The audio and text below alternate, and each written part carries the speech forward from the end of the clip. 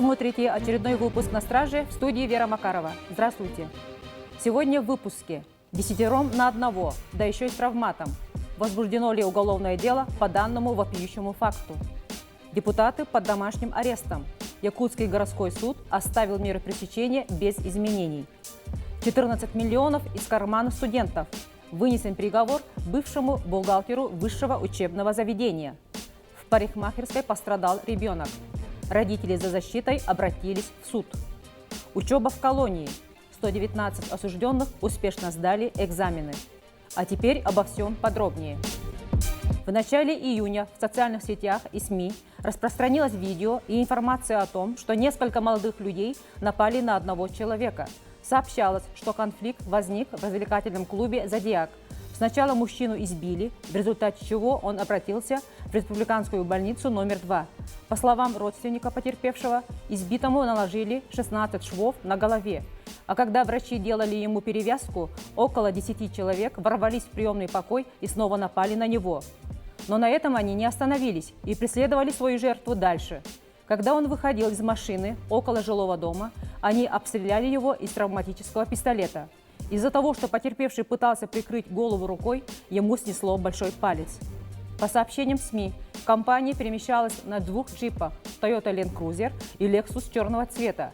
И среди этих нападавших есть близкие родственники известных обеспеченных людей республики. И на этом основании родные пострадавшего обоснованно опасаются, что дело могут спустить на тормоза.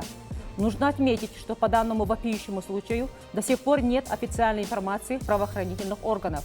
Но нам удалось узнать из надежных источников, что отделом дознания городской полиции уголовное дело таки возбуждено. Правда, по части 2 статьи 115 Уголовного кодекса Российской Федерации. А это умышленное причинение легкого вреда здоровью из хулиганских побуждений. Прокуратура города Якутска признала возбуждение уголовного дела законным.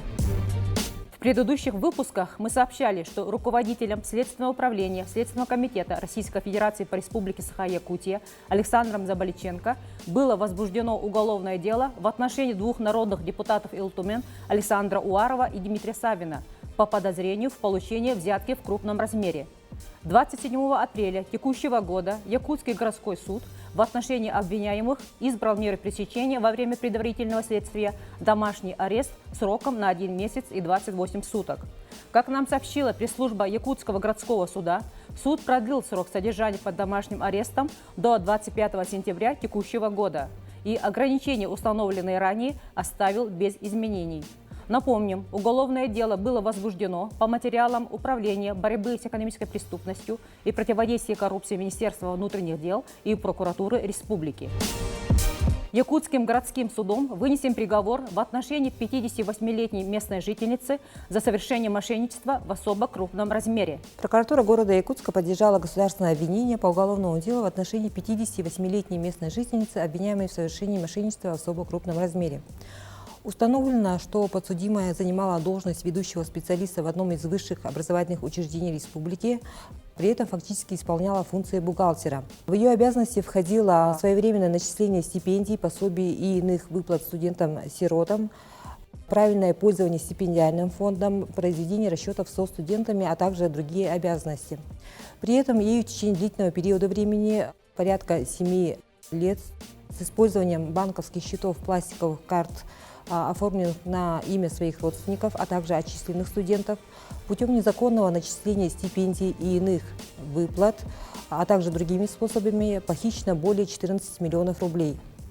По результатам рассмотрения уголовного дела суд признал женщину виновной в совершении преступления, предусмотренного частью 4 статьи 159 Уголовного кодекса Российской Федерации, и с учетом мнения государственного обвинителя, принимая во внимание полное признание вины, частичное возмещение ущерба, отсутствие судимости, наличие положительных характеристик, пожилой возраст, назначила подсудимое наказание, не связанное с лишением свободы. Приговором суда она осуждена на 4 года лишения свободы условно с испытательным сроком на 5 лет. Кроме того, судом удовлетворены исковые требования образовательного учреждения о взыскании с осужденной суммы причиненного ущерба в сумме более 13,5 миллионов рублей. В одном из детских парикмахерских города Якутска ребенок получил травмы. Родители мальчика обратились в суд. Истец Гаврилева обратилась с иском, указав, что в игровой комнате детской парикмахерской во время спуска с горки ее сын упал и ударился головой о кран радиатора батареи. В результате травмы ребенок получил ушибленную рану затылочной области головы, что повлекло обращение в медицинское учреждение. Ребенку наложили несколько швов.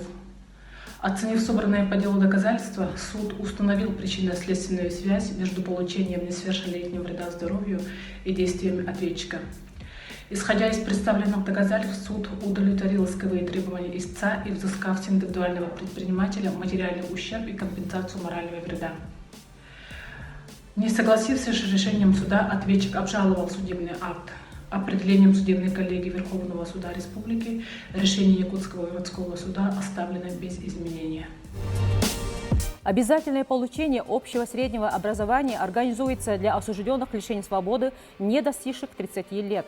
Как нам сообщила пресс-служба Управления Федеральной службы исполнения наказаний по республике, при исправительных учреждениях и следственном изоляторе действует 7 учебно-консультационных пунктов. В них работают 63 педагога, имеющих высшее образование. На днях 119 осужденных успешно сдали экзамены по русскому языку и математике в традиционной форме.